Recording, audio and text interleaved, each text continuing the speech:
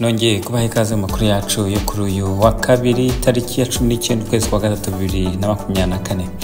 Dore ingingo z'ingenzi tugiye kwibandaho.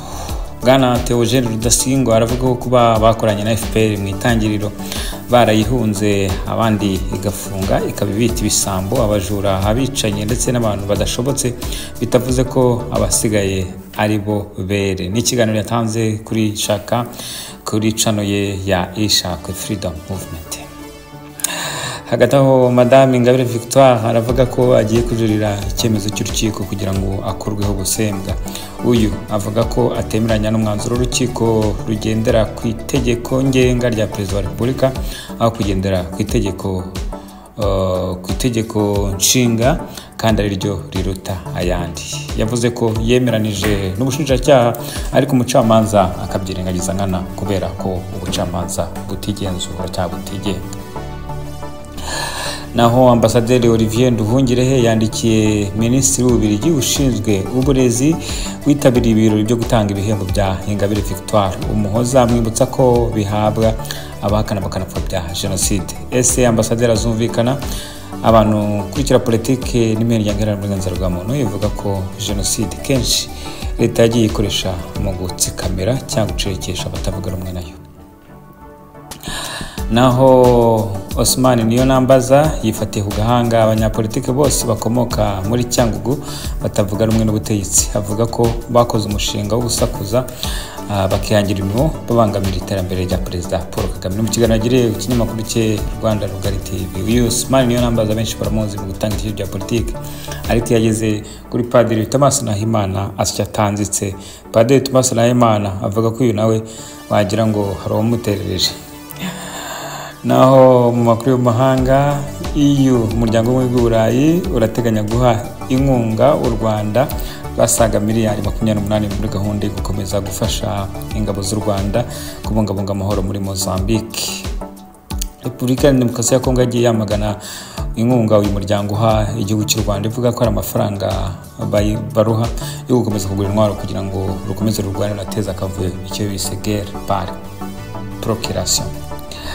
Naho mu mahanga dukomeje turaza kubabwira ko muri Algeria yariye karungu nyuma yuko ambasade yayo yigaririwe n'igihugu cya Maroc, mu gihe Nigeria yirukanye bidasubirwaho abanyamerika ku butaka bwayo n'ibirindiro by'ingabo na za drone bari bafite.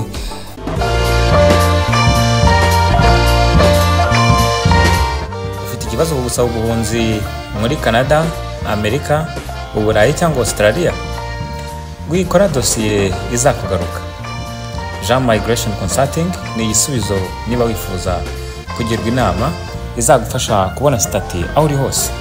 Watwandikira kuri guteranya 49 173 89 04 cyangwa ukadusura kuri wa3 akadomo Jean gukuramo migration cyangwa migration.com. Tubahaye ikaze mu makuru yacu arambuye. Madame Ingabire Victoire aravuga ko agiye kujurira icyemezo cy'urukiko kugira ngo akurweho ubusembwa. Yavuga ko atemeranya n'umwanzuro w'urukiko rugendera ku itegeko ngenga rya Perezida wa Repubulika aho kugendera ku itegeko nshinga ari naryo riruta ayandi.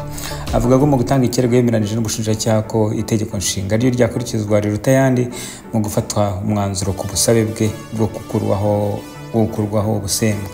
Nyamara mu rukiko rwamuhaga umwanzuro rwavuze ko ubusabe bwe butemewe kubera ko iminsi yagombaga kuba maze hanze kugira ngo bwemerwe yari itararangira. Ingabire Victoire avuga ko ubucamanza bw'u Rwanda butigenga kandi akaba ari nayo impamvu aho kugendera ku itegeko ritandi bagendeye ku mabwiriza cyangwa se itegeko ngenga ryatanzwe na Perezida Paul Kagame.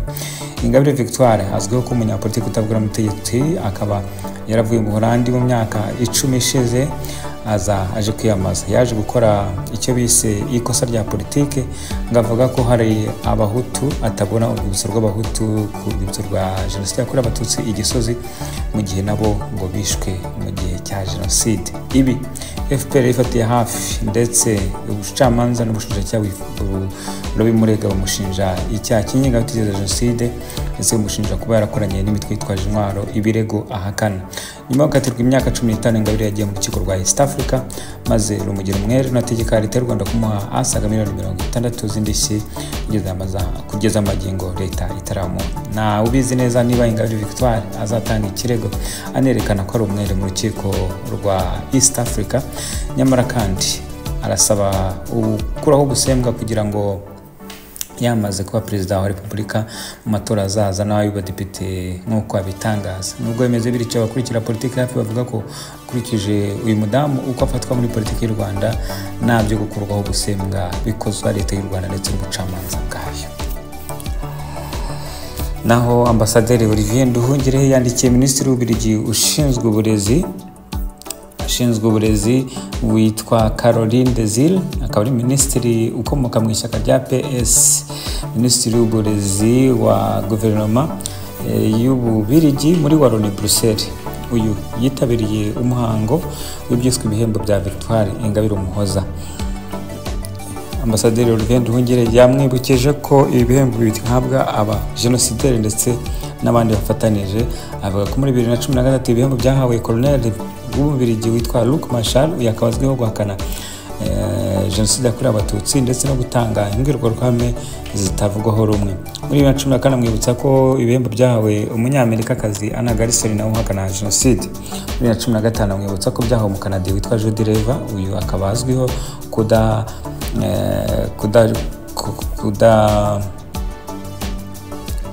kudakamira FPR Akaye Rutega. Muri 2016 avuga ko byahawe umuhorandi witwa Anek Velbad wafashije na Patrick Mbeko bafashe benshi mu kubuza iyoherezwa ry'abajenosideri mu Rwanda n'ibindi. Nubwo Olivier Nduhungirehe avuga ibi, abahanira uburenganzira bwa muntu bavuga ko mu Rwanda leta y'u Rwanda ikunda gukoresha ingengabitekerezo ya jenoside nk'itegeko riniga ndetse rikabuza abantu kuvuga ibyo batekereza. Ibintu leta y'u Rwanda ihora ihakana, ivuga ko jenoside ari amateka adasubirwamo kandi nawe ukwiye kwihindura uko yiboneye. Mu makuru yacu dukomeje, Theogene Rudasingwa aravuga ko kuba bakoranye na FPR mu itangiriro barayihunze abandi gafunga ikabita ibisambo, abajura, abicanye ndetse n'abantu badashobotse, bitavuze ko abasigaye ari bo bere. Ni ikiganiro yatanze kuri Shaka Freedom Movement.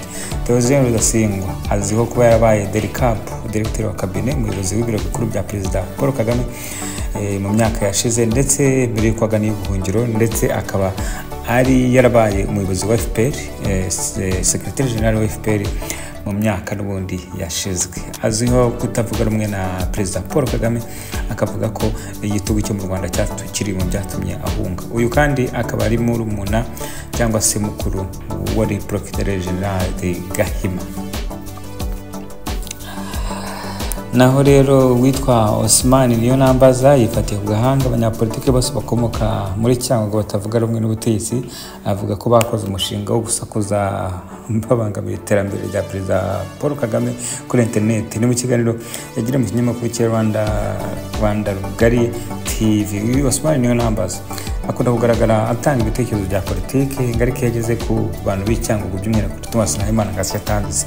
Thomas Nahimana avuga ko uyu mugabo nawe atamworohera, atazi impamvu wagira ngo hari umuterereje. Twayibutsa ko uyu Thomas Nahimana ari mu bashaka kwiyamaza kuzaba perezida wa Repubulika y'u Rwanda mu kwezi kwa karindwi, ndetse no mu matora y'abadepite aretse gutangaza urutonde rw'abadepite bifuza bazamuherekeza bagiye kwiyamaza. Thomas Nahimana bivugwa ko yagiye mu Rwanda agiye kwiyamaza mu myaka yashize, hanyuma aza kugarukira ku kibuga cy'indege cya Nairobi ubwo leta y'u Rwanda yatanze itegeko ko adakwiye kugera ku butaka bw'u Rwanda. Ni ibirego leta y'u Rwanda ihakana.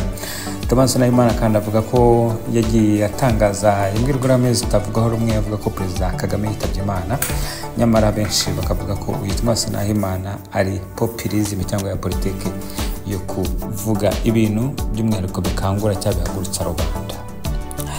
Reka amakuru yacu tuyasoreze kandi muri aya makuru ya EU, aho umuryango umwe w'Uburayi ugiye guha inkunga asaga miliyari 28 ingabo z'u Rwanda muri gahunda yo gukomeza kubungabunga amahoro muri Mozambique. Leta ya Kongo yirutse kwamagana uyu muryango ku nkunga ukomeje guha u Rwanda, uvuga ko amafaranga baruha ari ayo kugura intwaro zituma bakomeza gukereya umutekano muke muri Kivu y'Amajyaruguru ndetse n'iy'Amajyepfo. Ibi bije mu gihe leta y'u Rwanda ikomeje gahunda zayo zo gukomeza gutsuma umubano n'ibindi bihugu bitandukanye, mu gihe leta ya Kongo itabyorohera namba. Uyu muryango w'ubumwe bw'Uburayi ukunda gufasha ibihugu by'umwihariko byohereza ingabo zabyo mu butumwa bw'amahoro, by'umwihariko mu Rwanda. Abafaransa bikaba bivugwa kuba bari inyuma y'izi gahunda zo gufasha u Rwanda gukomeza kurinda amahoro muri Mozambique, dore ko muri Mozambique banarinda imwe mu birombe bya peteroli aho Total, kompanyi y'Abafaransa, nayo gicukura. Mu mahanga rero reka tubabwire ko Algeria yariye karungu nyuma y'uko Maroc yigaruriye ambasade yayo. Algeria yiga Maroc rero kuba itubahiriza amategeko ya konvansiyo ya Vienne agenga abadiplomate, kuko nta gihugu gikwiye kwigarurira ambasade y'ikindi, akaba ari no kubangamira ubusugire bw'igihugu. Algeria na Maroc byagiye bigira ibibazo bya ngo turwane, kenshi bishingiye ku cyitwa Sahara, agace ka Sahara, aho Maroc ivuga ko ari akayo, mu gihe Mauritania nayo ivuga ko ari akayo. Algeria igafata nk'agace ka Mauritania, naho Maroc igafata agace kayo. Ibi bigatera imvururu za turwane. Naho Niger, nyuma yo kwirukana Abafaransa, yakurikijeho Abanyamerika, ivuga ko amasezerano basinyiye kuhashyira ibintu bya gisirikare atemewe n'amategeko, kuko atigeze acishwa imbere y'inteko ishinga amategeko y'abaturage kugira bayemeze. Ni mu gihe bavuga ko perezida bakoreye kudeta yagiye asinya amasezerano n'amahanga yo kuzana ingabo mu gihugu, mu gihe ibi byafatwa nk'ubugambanyi. Reka tubashimire mu makuru yacu mukomeje gukurikira kuri RT Imena, radio televiziyo ikubitira ikinyoma hakubuye. Andi makuru na saa 11 za nimugoroba. Uwiteka bane namwe. Bye bye.